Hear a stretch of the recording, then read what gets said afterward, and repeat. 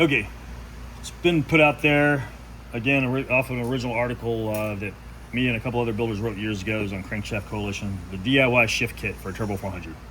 If you look at a lot of the other shift kits that come prepackaged, they cover a lot of the same stuff.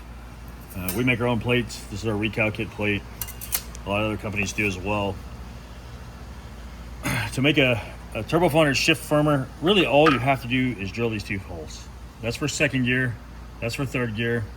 Drill them anywhere from about 93 thousandths up to 140 thousandths. It's gonna shift harder. Everything else being pretty well stocked. The second gear shift hole I usually would stick at about 110 to 125, and the third gear hole just go 125 to 140. It can be pretty big for a nice firm shift. That all depends on how tight your converter is, the gear ratio of your car, how much power you're making. A lot of different factors affect how hard it shifts. But you can drill those 2 holes, it's going to shift firmer. The other thing that we often do is compress this accumulator piston and take the spring out from behind it, put a 5/16 18 set screw in here, tap it, put a set screw in there, and then put the piston back in without the spring, and then just put the E-clip back on it.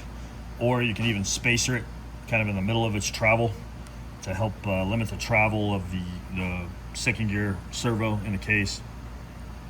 It's not terribly critical. We also sometimes take this, knock the pin out, and put a socket head cap screw in here.